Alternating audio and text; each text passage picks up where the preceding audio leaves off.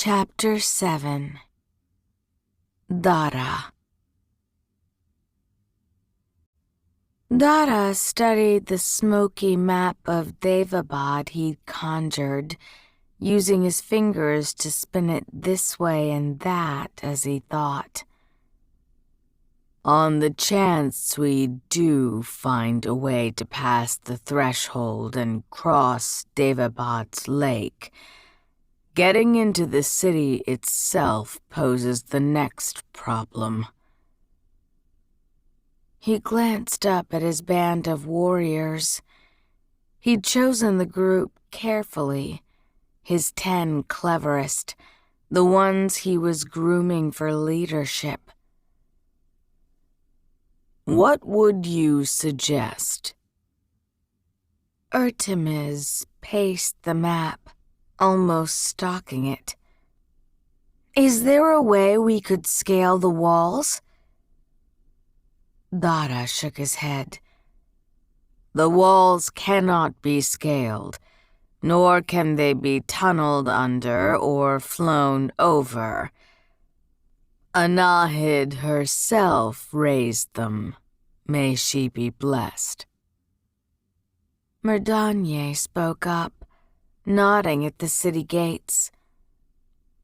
The gates are poorly defended. The royal guard keeps an eye out for boats crossing the lake, not for warriors arriving directly upon the beach from the water itself. We could force our way through and enter directly in the middle of the Grand Bazaar, Dara pointed out. Merdanye's eyes flashed with hatred. Is that a bad thing? He ran a hand over his scarred face, the skin mottled where it had come into contact with roomy fire. I would not mind getting some vengeance for what the Shafi did to us. Vengeance is not our mission, Dara chided. And right now we are merely discussing strategy. I want you to think. The Grand Bazaar is only blocks from the Citadel. He nodded at the Citadel's tower, looming over the Grand Bazaar from its perch beside the brass wall. We would have hundreds, thousands of royal guard down on us in minutes. We'd be annihilated before we even reached the palace. Bahram, another survivor from the Deva Brigade, spoke next. We could split up, he suggested. Half of us stay behind to delay the guard, while you take the lady and the rest to the palace. A chill went down Dara's spine at how easily he suggested it. It would be certain death for the warriors left behind. Bahram met his gaze, his eyes glittering. We are all prepared to make that sacrifice. Dara glanced at his group. He didn't doubt Bahram was right. The faces of his young soldiers were fierce with conviction. It should have filled Dara with pleasure. He'd poured himself into their training. He should be proud to stand at their side. But by the Creator, he had fought at the side of so many young Devas whose faces had sparked with equal conviction. He'd collected their bodies afterward, consigning them to the flames as martyrs in what was beginning to feel like a war with no end. He sighed. This one would have an end. Dara would make sure of it, but he'd also take greater care with his men. It would only be a delay. They'd slaughter you and be on the rest of us before we got far. What about ghouls? Another man suggested. The Ifrit are our allies now, are they not? One of them was boasting about how he could summon an entire army of ghouls. The skinny one. Dara's face twisted in disgust at the mention of the Ifrit, whom he hated in particular escalating ways. The remark about them being allies and the memory of their ghouls only fueled his revulsion. Not to mention that Vizaresh, the Ifrit they were speaking of now, had once threatened Nahri, threatened to grind her soul into dust for blood poisoning his brother. A threat Dara wouldn't be forgetting any time soon.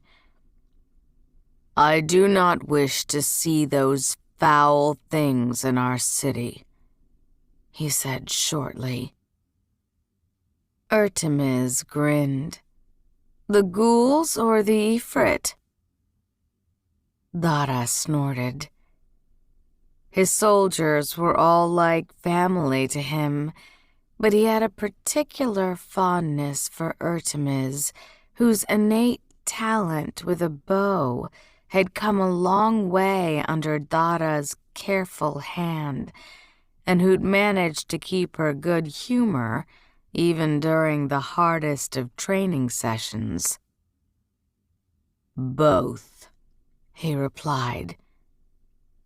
Then he gestured back at the map. I want you to think about this and discuss solutions with each other while I'm away. Dara didn't quite share Manaiza's confidence that some mysterious meeting with Eshma and the Marid would result in his being able to cross the magical threshold protecting Daevabad. But on the off chance it did, he wanted to be prepared. Should we keep practicing with Abu Saif? Dara considered that. He'd managed to convince Abu Saif to spar with his soldiers. Well, no. Perhaps convince wasn't the right term. He'd threatened to scourge the younger, more irritating Ghaziri scout to death if the older man didn't comply. They were going to face Zulfikars in their fight to retake Daevabad, and they'd been handed a rare opportunity to learn to fight against them with the 2 Ghaziri scouts as their prisoners. Dara had not liked making such a ghastly threat, but there was little he was unwilling to do if it would help prepare his young warriors. But only under his eye. He didn't trust the Ghaziris not to try something in his absence. No. I do not want either of them unchained for even a moment. He dismissed the group. Now go. I will join you for dinner before I leave. He raised a hand to sweep the map away as they left, watching the buildings tumble together in a smoky wave.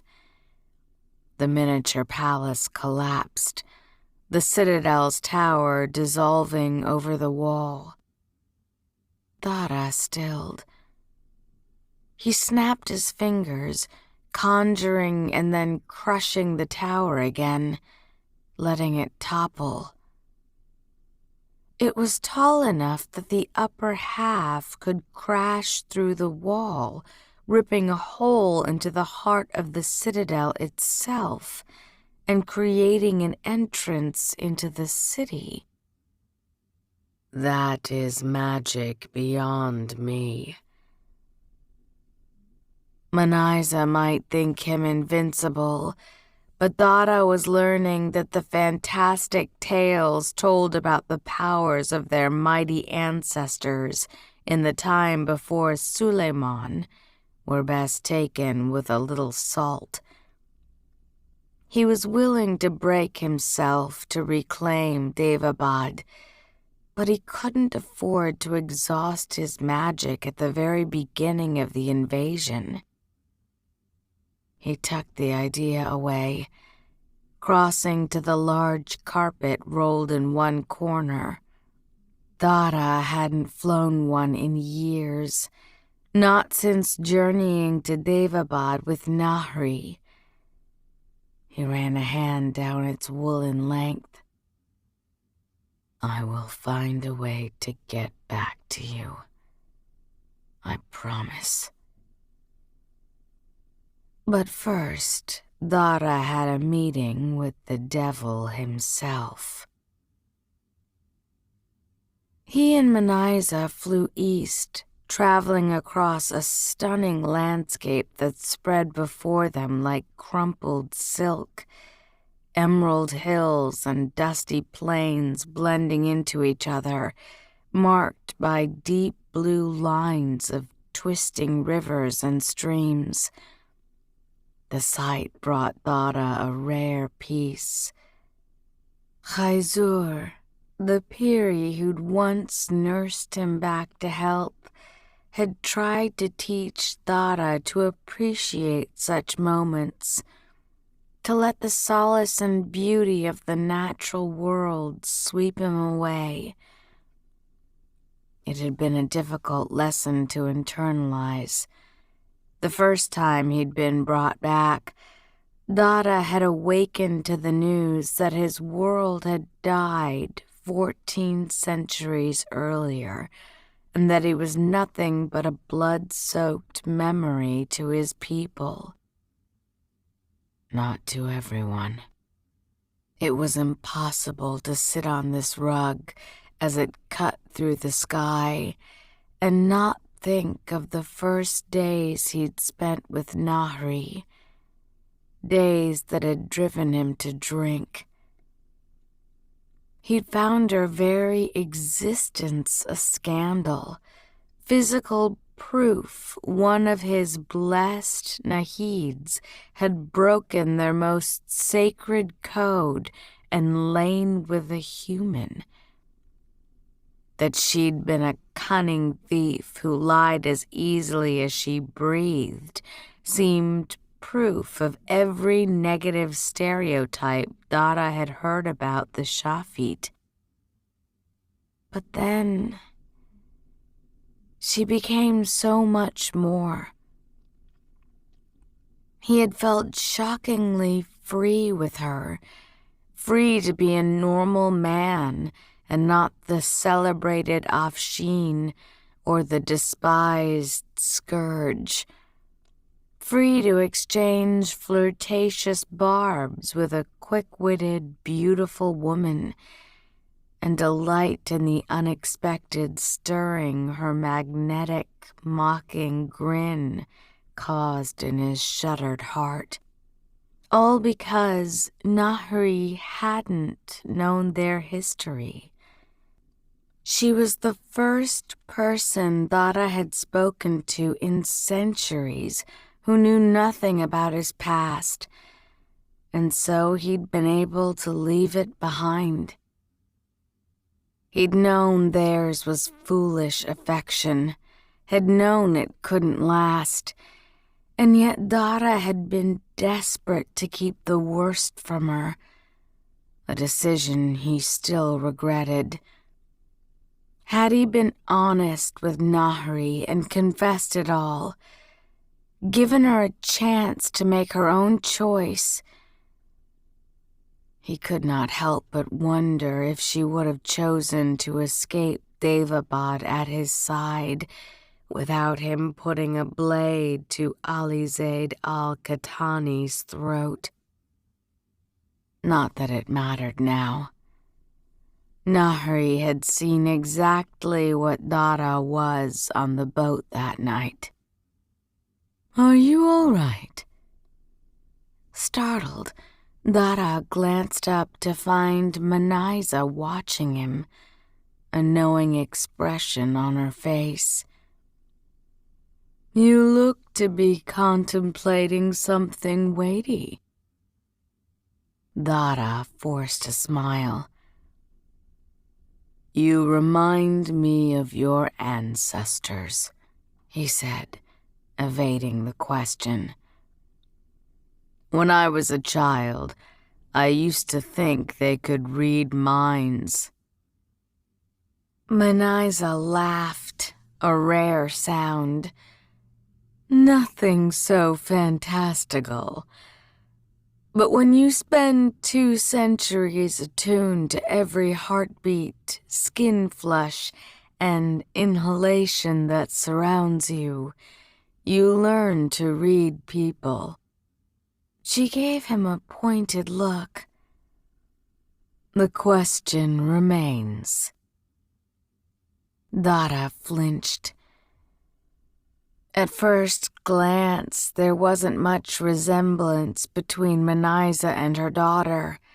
Manaiza was shorter and more compact, reminding him in no small way of his own mother, a woman who could cook up a meal for 50, then break a spoon over her knee to stab a man. Manaiza's eyes, though, the sharp black eyes that tugged down slightly at the outer edge, those were Nahri's, and when they lit with challenge, they cut through Dara rather effectively. "I am fine." He swept his hand toward the distant ground. "Appreciating the scenery." "It is beautiful," she agreed. "It reminds me of Zariaspa. Rustam and I used to spend summers with the pramukhs when we were young." Her voice turned wistful. "They were the happiest days of my life. We were always dashing about, climbing mountains, racing simurg, experimenting with whatever forbidden plants and herbs we could." A sad smile crossed her face. "The closest thing to freedom we experienced." Dara cocked his head. "Perhaps you are fortunate you did not have an afshin. That all sounds terribly risky. We never would have permitted it." Manaiza laughed again. "No, there weren't any legendary guardians around to ruin our fun, and the pramukhs were fairly indulgent as long as we brought Kaveh along. They seemed not to realize he was equally irresponsible." She saw Dara's skeptical expression and shook her head. "Do not let his stern, grand wazir face fool you. He was a mud-splattered country boy when I met him, more accomplished at sneaking out to hunt for fire salamanders than reining in 2 restless Nahids." She stared into the distance, her eyes dimming. "We weren't permitted to go to Zariaspa as frequently when we were older, and I always missed him." "I suspect he felt the same," Dara said carefully. He had seen the way Kaveh looked at Manaiza, and no one at camp had missed the fact that their visitor had yet to sleep in the tent they'd prepared for him.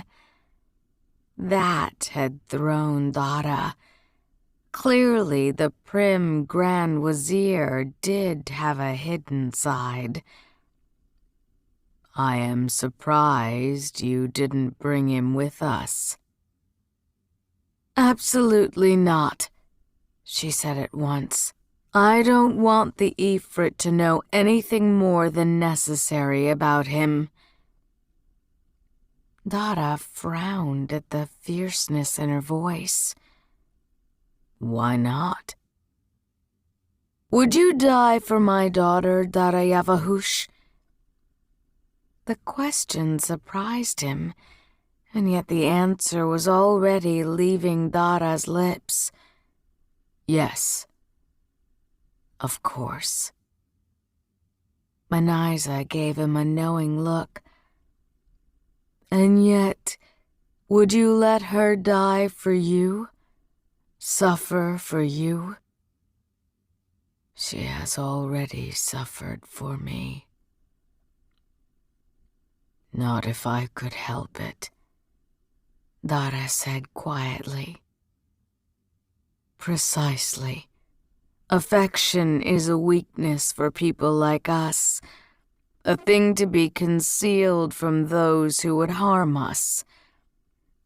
A threat to a loved one is a more effective method of control than weeks of torture." She said the words with such cold certainty that a chill raced down his spine. "You sound as though you speak from experience," he ventured. "I loved my brother very much," she said, staring into the distance. "The Katanis never let me forget it." She dropped her gaze, studying her hands. "I will confess that my desire to attack during Navasatam has a personal edge."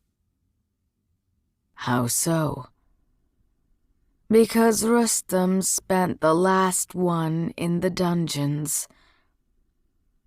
I lost my temper, said something unwise to Ghassan's father, Khadr." The name fell like a curse from her tongue. "An even harder man than his son. I don't remember what it was.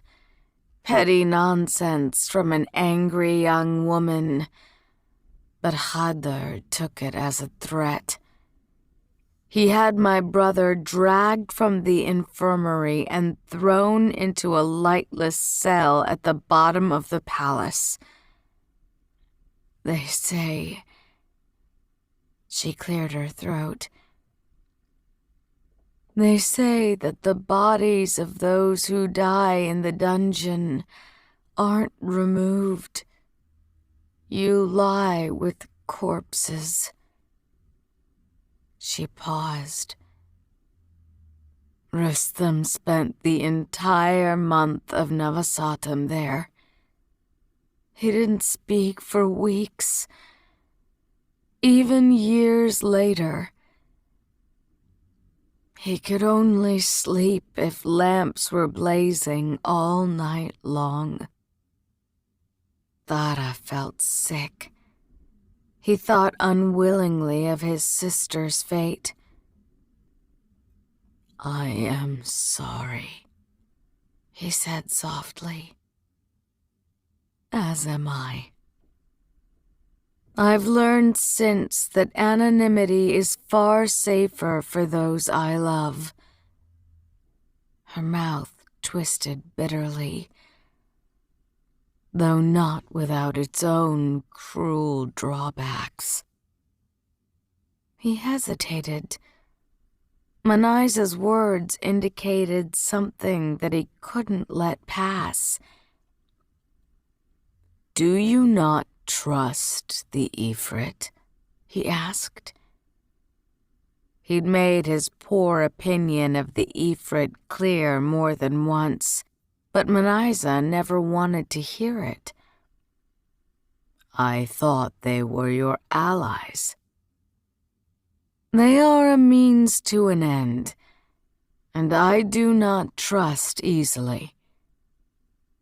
She leaned back on her palms. Kaveh is dear to me. I will not have the Ifrit learn that. Your daughter. Dara's throat constricted. When I said I would die for her, I hope you know I would do so for any Nahid. It was not because... He grew flustered. I would not overstep my station. A glint of amusement lit her face. How old were you when you died, Afshin? The first time? Dara tried to recall. 30? He shrugged. It was so long ago, and the last years were difficult. I do not remember exactly. That's what I thought. I do not understand. She gave him a wry smile. At times you speak like a young man who's yet to see a half-century. And as we discussed, I am a Nahid with a skill you compared to mind reading. Heat filled his cheeks before he could check it, his heart skipping a beat. The very signs, of course, that he knew she'd been looking for. Manaiza shaded her eyes. Ah, I do believe that is the lake where we are to meet Eshma. You can take us down. He flushed again. Banu Manaiza, I pray you know. She met his eyes. Your affections are yours, Afshin. Her gaze turned a little harder. But do not let them be a weakness in any way. Embarrassed, he merely nodded. He raised a hand, and the rug dipped, speeding toward a distant gleam of azure. The lake was enormous, more sea than lake, the water a brilliant aquamarine, the tropical hue at stark odds with the snow-capped mountains ringing its shore. Lake Osunes, Manaiza said. Eshma says it's been sacred to the Marid for millennia. Dara gave the lake an apprehensive look. I am not flying over that much water on a rug. We needn't. Manaiza pointed to a thin trail of smoke drifting from the easternmost shore. I suspect that is him. They flew closer, zooming over rocky red bluffs and a narrow, marshy beach. It really was a stunning place. Lines of evergreens stood as sentinels against jutting hills and grassy valleys. A few clouds streaked the pale sky, and a hawk circled overhead. The air smelled fresh, promising cold mornings around pine-scented fires.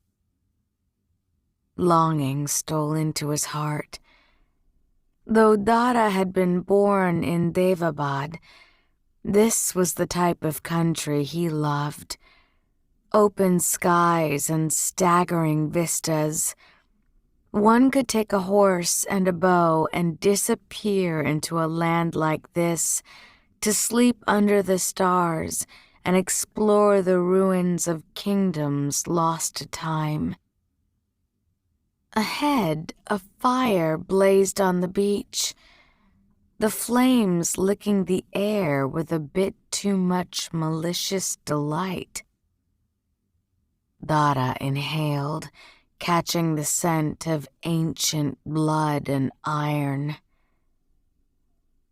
Eshma. He is near. Smoke curled from under his collar. I can smell that foul mace he carries, thick with the blood of our people. Perhaps you should shift back into your natural form. Dara scowled. This is my natural form. Manaiza sighed. It isn't, and you know it. Not anymore. The Ifrit have warned you that your magic is too much for this body. She tapped his tattooed arm, the skin pale brown and very much not aflame. You leave yourself weak? Their carpet fluttered to the ground. Dara didn't respond, but he didn't shift either. He would do so if and when the Marid appeared. Ah, there are my erstwhile allies. At the sound of Eshma's voice, Dara's hand dropped to the long knife at his side. The bonfire split, and the Ifrit strolled through the break with a black-fanged grin. It was a grin that made Dara sick. That was what he looked like now when he shifted. His fire-bright skin, gold eyes, and clawed hands a mirror of the demons who'd enslaved him. That his ancestors had looked the same before Suleiman's curse was of little comfort. It hadn't been his ancestors' grin he'd seen just before the fetid water of the well closed over his face. Eshma sauntered closer, his smile widening as if he could sense Dara's displeasure. He probably could. It was not a thing Dara tried to conceal. Balanced on one shoulder was his mace, a crude metal hammer studded with barbs. Eshma seemed to enjoy the effect it had on Dara's temper, and took special delight in mentioning the times it had been bathed with Nahid and Afshin blood. Our allies. Dara's hand curled around the hilt of his knife. A knife? Eshma clucked his tongue in disappointment. You could summon a sandstorm that would throw me across the lake if you would leave that useless body behind you. His eyes brightened with viciousness. And surely if you're going to use a weapon, we might as well get a look at your famous scourge. Manaiza's hand shot out as the air sparked with heat. Afshin, she warned him, before fixing her attention on Eshma. I received your signal, Eshma. What have you heard? The same whispers and premonitions that started up when you brought your scourge back to life. The Ifrit replied, "My companions have gone burning through all the marred haunts they know, without response. But now there's something else." He paused, seeming to savor the moment. "The Piries have left the clouds to sing their warnings on the wind. They say the Marid have overstepped, that they broke the rules and are to be called to account, punished by the lesser being to whom they owe blood." Dara stared at him. "Are you drunk?" Eshma grinned, his fangs gleaming. "Forgive me. I forget at times one must speak simply to you." His voice slowed to a mocking crawl. "The Marid killed you, Afshin, and now they owe you a blood debt." Dara shook his head. "They might have been involved, but it was a djinn who wielded the blade." "And?" Manaiza cut in. "Think back on what you've told me of that night. Do you truly believe some Al-Qatani brat was capable of cutting you down on his own?" Dara hesitated. He'd put arrows in the prince's throat and lungs and knocked him into the lake's cursed depths. Alizade should have been dead twice over, and instead he'd climbed back onto the boat, looking like some sort of watery wraith. "What do you mean by a blood debt?" he asked. Eshma shrugged. "The Marid owe you a favor, which is convenient, because you want to break into their lake." "It's not their lake. It's ours." Manaiza laid a hand on Dara's wrist as Eshma rolled his eyes. "It was once theirs," she said. "The Marid helped Anahid build the city. Surely you were taught some of this. It's said that the jeweled stones that pave the temple grounds were brought by the Marid as tribute. Afshin children were not exactly schooled in the finer points of their people's history, but Dara had heard the story of the temple's stones. "So how does that get me across the threshold?" "Forget your threshold," Eshma said. "Do you imagine water beings crossing deserts and mountains? They use the waters of the world to travel. And they once taught your Nahid masters to do the same." Resentment flashed in his eyes. "It made hunting my people that much easier. We dared not even go near a pond, lest some blood-poisoning Nahid spring from its depths." "This is madness," Dara declared. "You want me to threaten the Marid,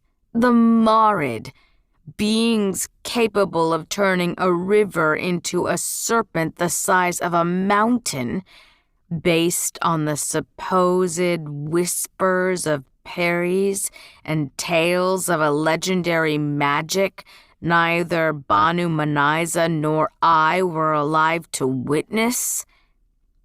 He narrowed his eyes. You wish to kill us, is that it?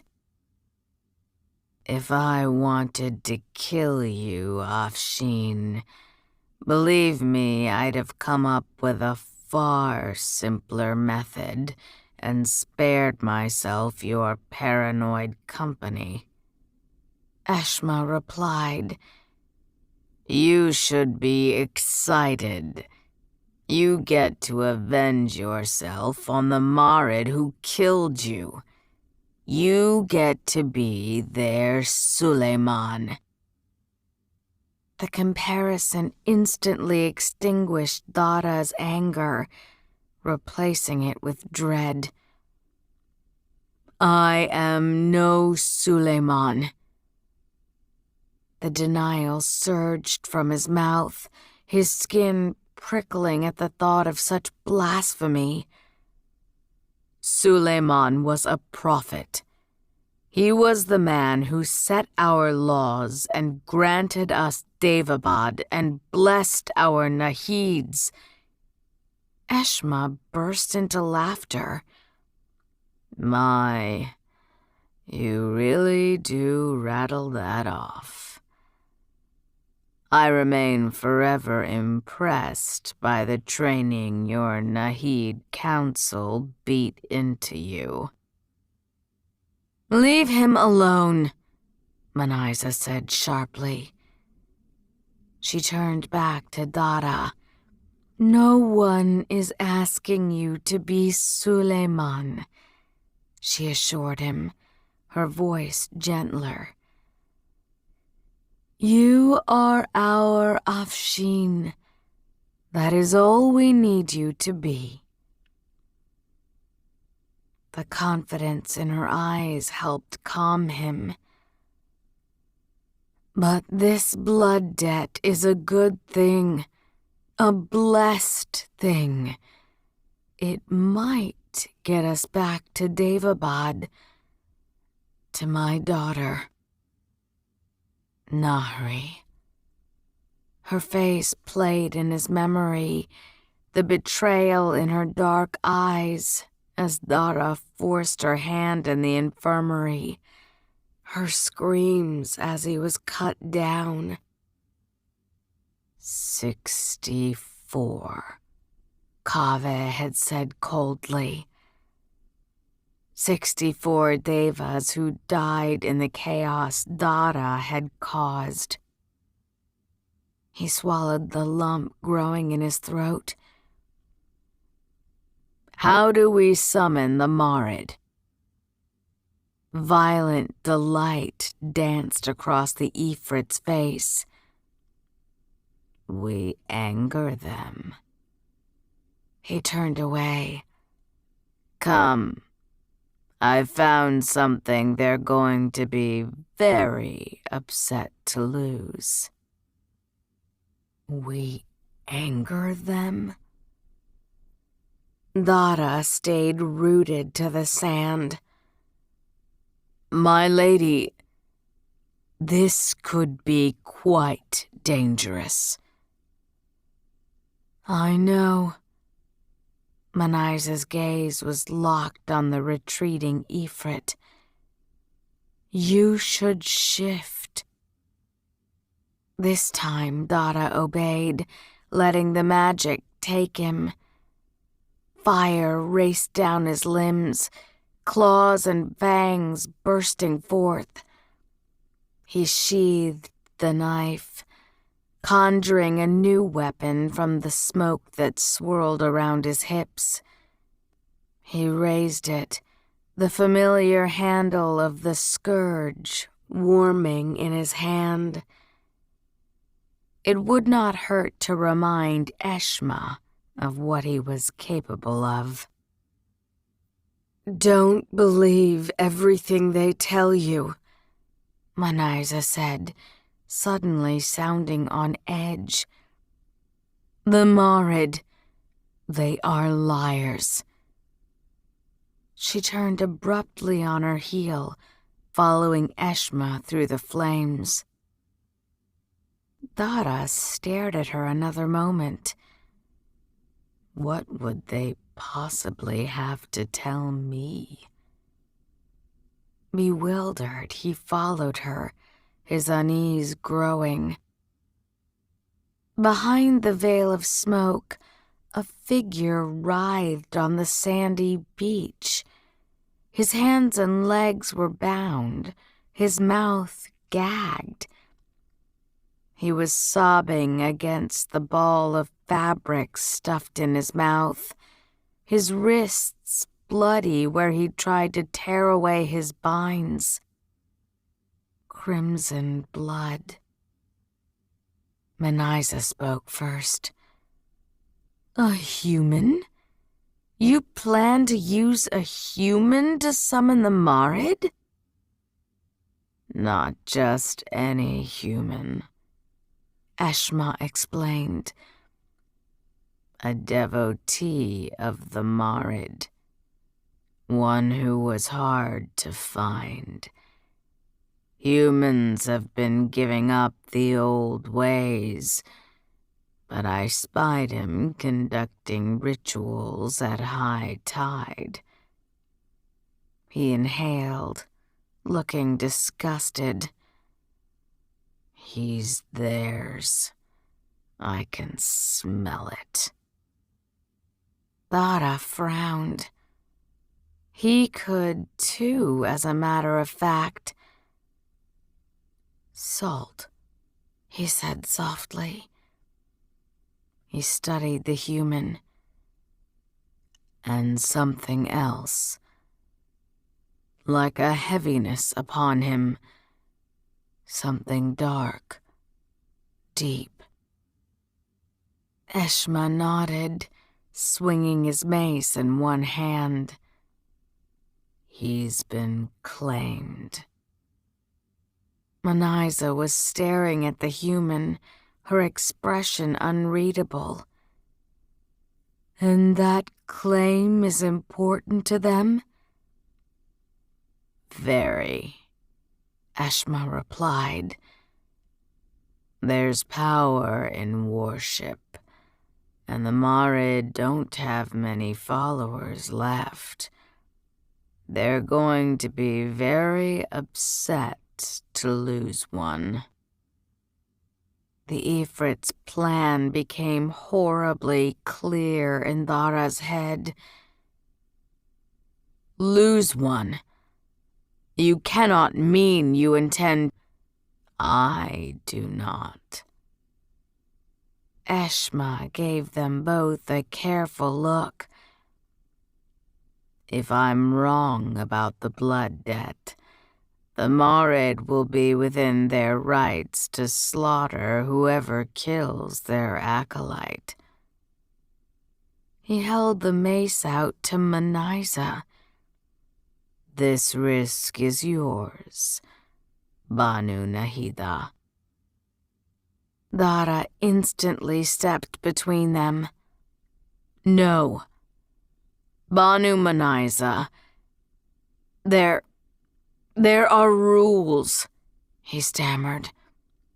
Our tribe has always obeyed Suleiman's code. It's what separates us from the djinn. We do not touch humans. We certainly do not kill them. She shook her head, grim resignation in her eyes as she reached for the mace. We have to find a way to get into Daevabad, Afshin. We're running out of time. Dread clawed up in his chest, but he lowered her hand. Then I will do it.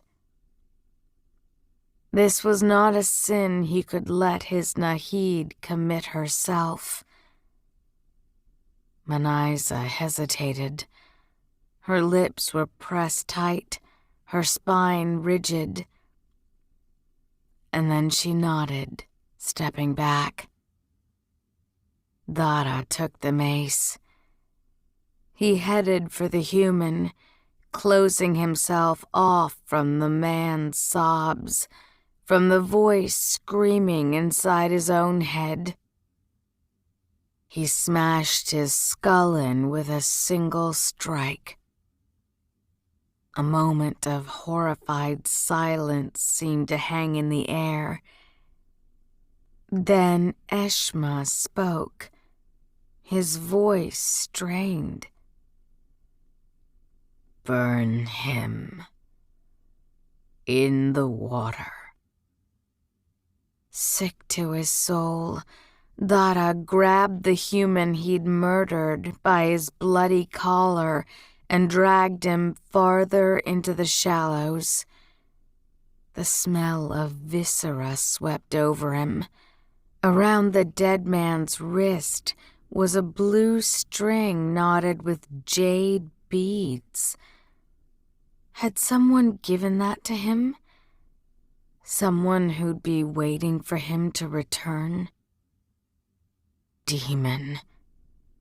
The whispered accusations that followed Dara in Daevabad rose in his mind. Murderer. Scourge. Crimson blood stained the clear water, ballooning out from the body like a storm cloud overtaking the sky. The water simmered against his ankles. Dara hated it. He hated everything about this. Fire poured down his hands, rushing to consume the man's body. For a moment, Dara could not help but wish it would consume him as well. A high, thin screech tore the air, and then the lake attacked. The water drew up so fast, Dara didn't even have time to move. A wave twice his height lunged for him, towering over him like a ravenous bear. And then the wave fell apart, collapsing around his body with an angry hiss of steam. The water tried again, flattening and then twisting around his legs as if to drag him down and drown him. And again it lurched back, as though it were an animal that had been burned. "Afshin!" he heard Manaiza cry. "Watch out!" Dara looked up. His eyes went wide. In the churning depths, a ship was reforming. Barnacle-covered wooden ribs and broken deck planks rushed together, a skeleton of sunken wrecks. An enormous anchor, the metal orange with rust, flew into place on the bow like some sort of battering ram. Dara stepped back as the boat rushed forward, his first instinct to protect Manaiza. "Stand your ground," Eshma shouted. "Command it!" Command it? Too shocked to argue, and at an utter loss for how else to confront the nightmarish wreck hurtling toward him, Dara found himself raising his hands. "Zamarava!" he cried, using the words the Ifrit had taught him. The ship burst into ash. The flakes drifted in the acrid air, falling like snow. And Dara stumbled, shaking badly. But the lake wasn't done. Water dashed over the dead human, frothing as it doused the flames covering his body. And then the man stood up. Water streamed from his limbs, seaweed wrapping his arms and crabs skittering up his legs. Triangular fins spiked from his shoulders, tracing down to meet reptilian clawed hands. Mollusks covered his crushed skull, and scales crept across his bloodied cheeks, a snarled mess of shells and decayed fishing nets replacing his soiled clothing. He straightened his broken neck with an abrupt crack and blinked at them. The whites of his eyes vanished under an oily, dark film. Dara recoiled in horror. "That is what Alizade looked like," he gasped as Manaiza and Eshma rejoined him. "By the Creator, it really was them." The dead man eyed them, and the temperature plummeted, the air growing clammy with moisture. "Devas," it hissed, speaking Devasti in a reedy, whispering voice that set Dara's teeth on edge. Eshma stepped forward on the smoking sand. "Marid," he greeted it, sounding almost cheerful. "So you salt-blooded old fiends are still around. I was beginning to fear your sea beast of a mother had devoured you all." The Marid hissed again, and Dara's skin crawled. The thing before them, a dead, twisted nightmare from the depths of the dark water, seemed wrong in every sense of the word. It bared a set of reptilian teeth. "You killed my human," it accused him. "You killed me," Dara snapped. He had no doubt now, and fresh fury was coursing through him.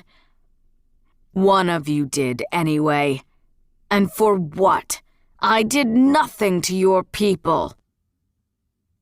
"Ours was not the hand that slayed you," the Marid corrected, an odd defensiveness creeping into its breathy voice. A muddy snail glided along the scaled fin of its shoulder. "You were killed by a man of your own race." "So kill him again," Eshma said casually. "He has murdered your acolyte and set aflame your holy waters. Smash him to bits with another ship. Drown him." The Ifrit stepped closer, ignoring the glare Dara threw at him. "But you can't, can you? It's being whispered all around. Your people broke the rules." His tongue darted across his lips, hungry anticipation on his fiery face. "He could burn the world's waters, and you could do nothing." The Marid hesitated. "An error was made in taking the boy," it finally said. An error? Fire burst from Dara's hands. You slaughtered me in cold blood, and taking Ali's aid was the error? The Marid made an angry clicking sound, and a thick fog rose from the water. Blame your Nahid, it hissed, glaring at Manaiza with hate in the glittering depths of its eyes.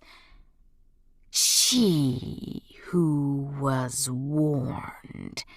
She who seeks to upend what was wrought in blood. The unnatural fog slid over his skin like a snake, and Dara shivered.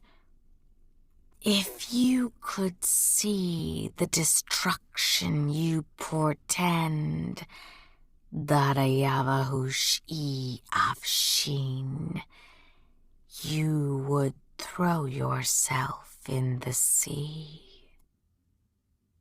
Shock froze Dara's tongue, but Eshma waved a dismissive hand. Ignore it. The Marid like to pretend at prophecy, but they are demented fools whose wits are as scattered as their waters. His bright golden eyes filled with scorn. A millennium or two ago, I remember these shores being lined with shining temples, a ceaseless horde of humans willing to throw themselves in your waters and declare you their gods. Your kind laughed as Suleiman punished my people. His face was dark with anger. I am glad I have lived to see the same done to you. The Marid hissed again. This creature is no Suleiman. Its oily eyes narrowed on Dara. He is nothing but a blood-soaked pawn. And yet you owe him a debt. Manaiza's cool voice cut through the charged air like a knife. A debt you would presumably like to be free of. So perhaps we could have a conversation instead of arguing over old wars. The Marid tilted its head, considering them. The water at its feet contracted and surged out, as if the creature was taking a breath. Speak, it finally replied. We wish to return to Daevabad. Manaiza pointed at Dara. My Afshin can no longer cross the mountain threshold, but there are legends that my ancestors had another way, that they could slip into the lake as though it were a doorway and reemerge in whichever waters were on their minds, in any place in the world their hearts most desired. That was magic never meant for devas. The lake was ours. It was sacred. Hurt crept into the creature's voice. It was the birthplace of Tiamat. She enchanted it so that we could pay homage to her from any water. Tiamat? Dara repeated, confused. As in Beit-il Tiamat? The Southern Ocean? Not precisely, Eshma replied. Tiamat was one of their gods, their mother. A giant sea monster born in the chaos of creation, with a penchant for destroying whatever dirt-blood civilizations provoked her ire. He grinned. She hated Devas. She had cause to hate Devas, the Marid hissed. A Nahid stole her lake. We removed the enchantment when Anahid's descendants grew too weak to control us. They deserved to be torn apart for daring to enter our waters. It turned on Manaiza, snapping its teeth. And it is not just Daevabad you seek, daughter of Anahid. Do not think us so easily fooled. You are after Suleiman's seal. Manaiza shrugged, unruffled as ever. I am after what belongs to me. Daevabad was granted to the Nahids by the Creator, as was Suleiman's seal. Their return is equally ordained. She gestured to Dara. Why would our greatest warrior be given back to us with such extraordinary abilities if it was not the will of the Creator? The Marid gestured to its murdered human husk. This is not the will of the Creator. It is the ill-fated scheme of a power-hungry woman. Its gaze flickered to Dara. And you are worse. Twice undead, and with the blood of thousands on your hands. And still you serve those who made you into this abomination.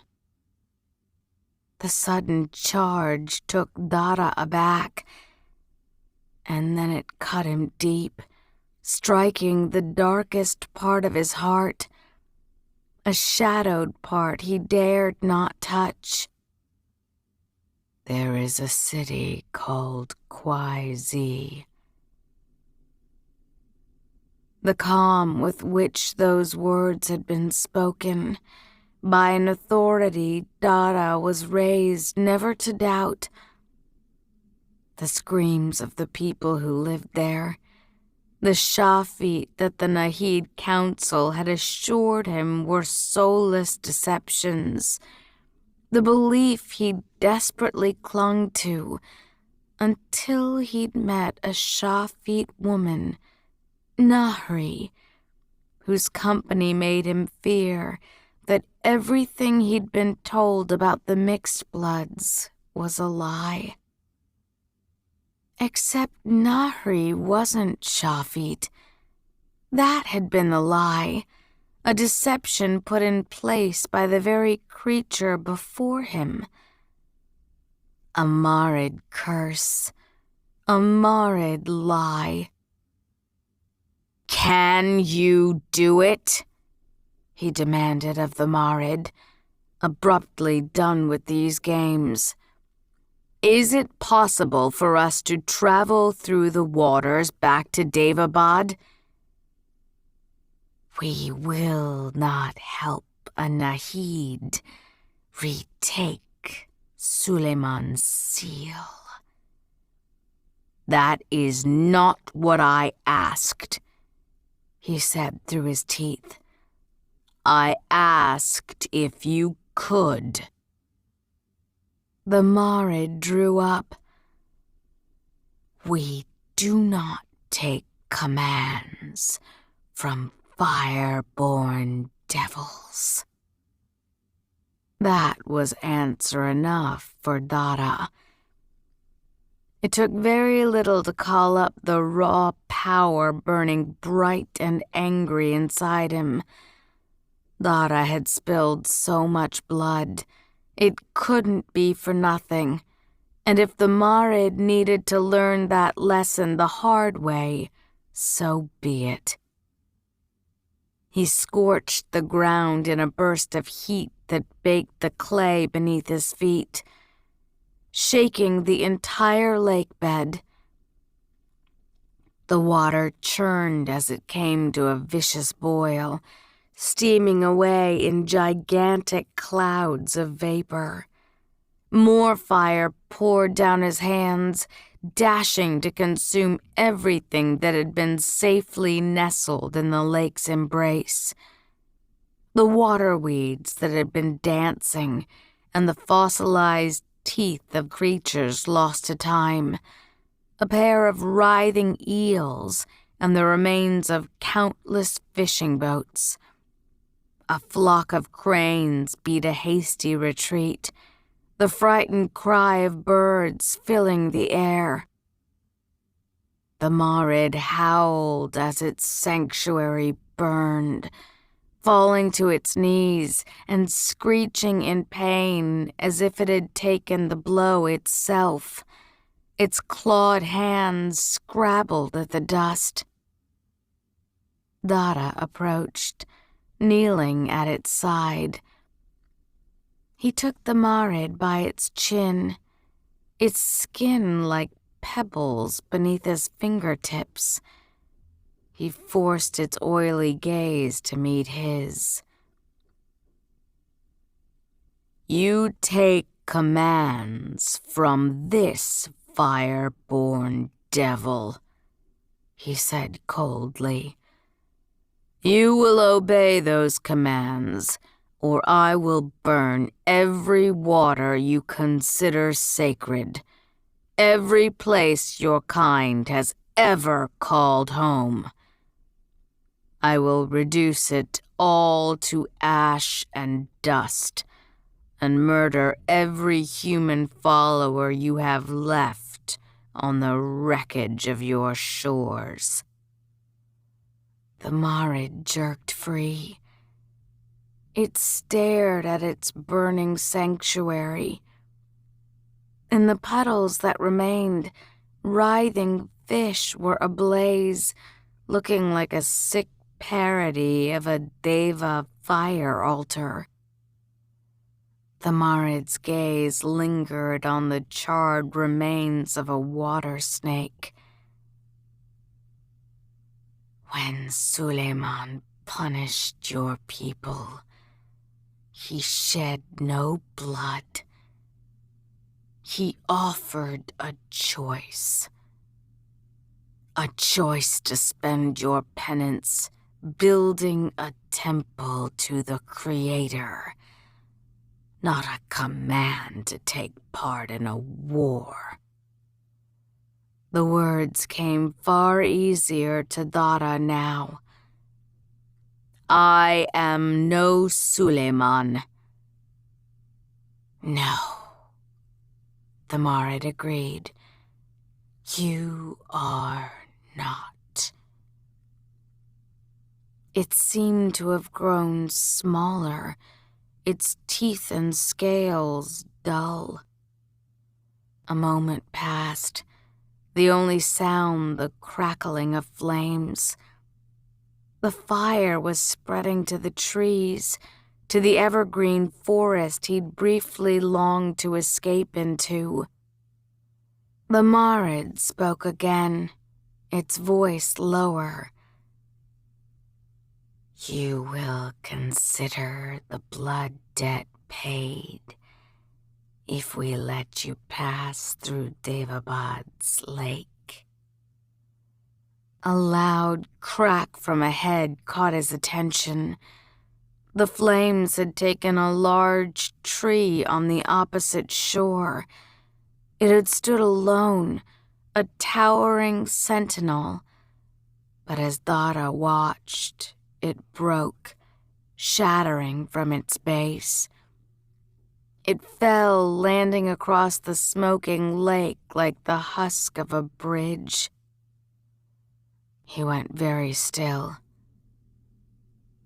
"No, that is not my only price," he said softly. "Before you killed me on the lake, you attacked me at the Ghassan. You transformed the river itself into a serpent, a beast as large as a mountain. Could you do that to the lake?" "Perhaps." The Marid tensed. "Briefly. The lake is Tiamat's birthplace. Its waters are not easily controlled." It frowned. "Why would you want to do such a thing?" Dara's eyes returned to the burning tree. "I want to bring down a tower."